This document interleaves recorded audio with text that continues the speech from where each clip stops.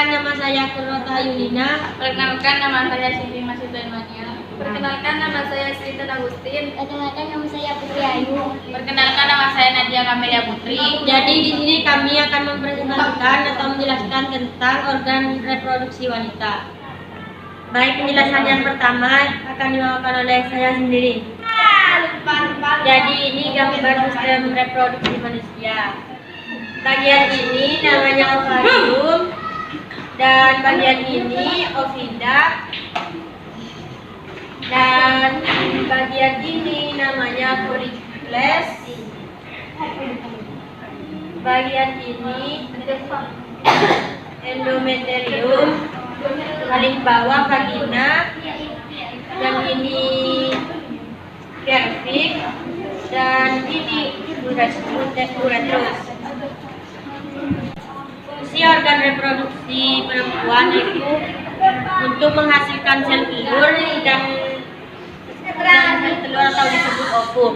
Sistem reproduksi akan mengangkut sel telur ke tempat pembuahan yang biasanya terjadi di saluran tuba. Sel telur yang sudah dibuahi akan menuju ke dinding rahim membentuk janin. Sistem reproduksi wanita adalah sistem biologis yang terdiri dari organ dan jaringan yang digunakan untuk reproduksi atau berkembang biak pada perempuan. Terdapat sejumlah organ sistem reproduksi wanita yang berbeda dengan laki-laki. Fungsi sistem reproduksi wanita dirancang untuk menghasilkan sel telur atau disebut ovum. Sistem reproduksi akan mengangkut sel telur ke tempat pembuahan yang biasanya terjadi di saluran tuba. Sel telur yang sudah dibuahi akan menuju ke dinding rahim membentuk janin. Proses ini merupakan tahap awal kehamilan. Jika pembuahan tidak terjadi, sistem reproduksi pada wanita akan melakukan keluruhan lapisan rahim dan dikenal juga dengan menstruasi. Selain itu, sistem reproduksi wanita juga menghasilkan hormon seksual yang menjadi siklus reproduksi. Baik, penjelasan yang selanjutnya yang akan dibawakan oleh Siti Agustin. Oogenis, organ reproduksi perempuan. Oogenis adalah proses pembentukan dan pematangan sel telur atau ovum pada wanita yang terjadi di dalam ovarium atau indung telur. Sel telur di dalam tubuh wanita sudah ada sejak Anda masih berusia 8 hingga 20 minggu di dalam kandungan. Oogenis adalah salah satu istilah yang terkait pada sistem reproduksi wanita, tepatnya sel telur. Berbicara tentang tubuh manusia, termasuk wanita, pasti kita akan berhubungan dengan serangkaian sistem atau proses yang terjadi di dalamnya, termasuk sistem reproduksi, seperti yang akan dibahas pada uraian kali ini, yaitu tentang bagaimana proses yang terjadi pada sistem tersebut yang biasa disebut oogenis. Sistem reproduksi ini merupakan hal penting dan akan berpengaruh pada proses Anda dalam memiliki keturunan di masa yang akan datang. Kehamilan sendiri terjadi karena adanya pembuahan pada sel telur yang matang, dan oogenis adalah tahapan pembentukan dari sel telur tersebut. Maka definisi oogenis adalah suatu proses pembentukan juga pematangan sel telur atau ovum pada wanita yang terjadi pada ovarium atau indung telur. Sebetulnya sel telur pada wanita sendiri sudah ada sejak ia berusia 8 hingga 20 minggu saat ia berada dalam kandungan, dan ovarium yang ada pada embrio memiliki sekitar 600.000 sel ogonium atau sel induk telur. Ogonium itu memperbanyak diri dengan cara mitosis atau membelah diri sampai jumlahnya sekitar 7 juta oosit primer. Namun jumlah tersebut akan terus berkurang seiring waktu hingga janin lahir. Oosit merupakan sel telur belum matang. Nantinya akan berkembang dan matang di lapisan luar ovarium. Proses terjadinya oogenis. Oogenesis ini dimulai dengan fase mitosis dan meiosis. Pada mitosis yang merupakan proses pembelahan sel dan menghasilkan dua gamet atau yang identik. Pada proses meiosis adalah pembelahan sel yang menghasilkan 4 gamet dan masing-masingnya memiliki jumlah kromosom setengah dari sel induk. 2. Fase perkembangan. Pada fase ini, pembelahan sel telur pertama pada oogenesis ini terjadi perkembangan sitoplasma atau bagian sel yang tidak seimbang. Karenanya, ada satu oosit punya banyak sitoplasma. Ada pula yang tidak memilikinya. Oosit yang memiliki banyak sitoplasma berukuran lebih besar daripada yang tidak. Oosit yang ukurannya lebih kecil ini disebut dengan badan pola pertama. 3. Fase pematangan. Selanjutnya, oosit sekunder yang ukurannya lebih besar lagi akan mengalami pembelahan sel telur kedua yang menghasilkan ootit. Pada badan pola pertama tadi, ia juga akan membelah ke dalam dua badan pola kedua. Kemudian, ootit ini akan berkembang menjadi sel telur apabila bertemu dengan sel sperma atau yang disebut spermatozoa.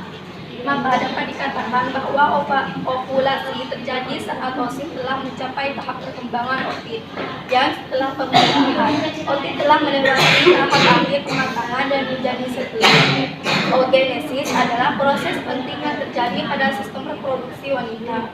Informasi terkait oogenesis ini penting dipahami karena terkait dengan sel telur, terutama bagi Anda yang ingin segera memiliki keturunan, karena pembuahan atau proses ovulasi akan dipengaruhi dari bagaimana oogenesis ini terjadi. Jika Anda membutuhkan informasi lebih lanjut serta ingin melaksanakan program kehamilan yang aman serta nyaman. Baik, pembahasan yang ketiga yang akan dibawakan oleh Putri Ayu. Kehamilan organ reproduksi perempuan. Struktur dan organ reproduksi wanita memainkan peran penting dalam proses reproduksi, yang mana meliputi siklus menstruasi, kontraksi, ketika sel telur dibuahi oleh sperma. Kehamilan dan persalinan. Menurut letaknya, organ reproduksi wanita dapat dibagi menjadi dua, yaitu organ yang berada di bagian luar tubuh dan organ yang berada di dalam tubuh. Organ reproduksi wanita bagian dalam.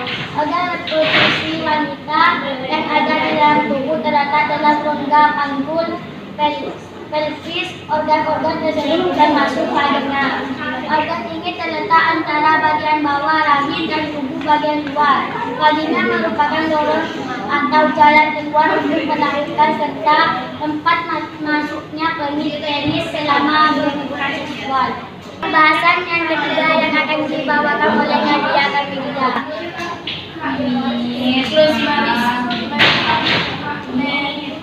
Menstruasi. Siklus menstruasi merupakan perubahan alami yang terjadi di dalam organ reproduksi wanita setiap bulannya. Menstruasi terjadi ketika lapisan di dinding hamil atau endometrium dan sel telur yang tidak dibuahi seluruh keluar dari bagian vagina. Hormon yang memengaruhi fase dalam siklus menstruasi. Dalam dasarnya, siklus menstruasi terbagi menjadi beberapa fase yang dipengaruhi oleh 5 jenis hormon dalam tubuh, yaitu 1. Hormon estrogen. Hormon yang dibentuk ovarium ini memiliki peran yang begitu penting, terutama dalam proses ovulasi. Ovulasi tak hanya itu, hormon estrogen juga berperan dalam perubahan tubuh remaja. Baik, pembahasan yang terakhir yang akan dibawakan oleh Mas Sita. Hormon progesteron. Hormon progesteron bekerja sama dengan estrogen dalam menjaga siklus reproduksi dan menjaga kehamilan. Hormon ini juga diproduksi di ovarium dan berperan dalam penebalan dinding rahim. 3. Hormon perangsang. Hormon ini berfungsi untuk mematangkan sel telur di dalam ovarium hingga siap untuk dilepaskan. Hormon diproduksi di kelenjar pituitari yang terletak di bagian bawah otak. 4. Hormon peluteinin. Semua dengan hormon pelutein ini juga diproduksi di kelenjar pituitari yang berfungsi untuk merangsang proses pelepasan sel telur. Itulah gambar dan pengertian dari organ reproduksi wanita. Cukup sekian presentasi dari kami.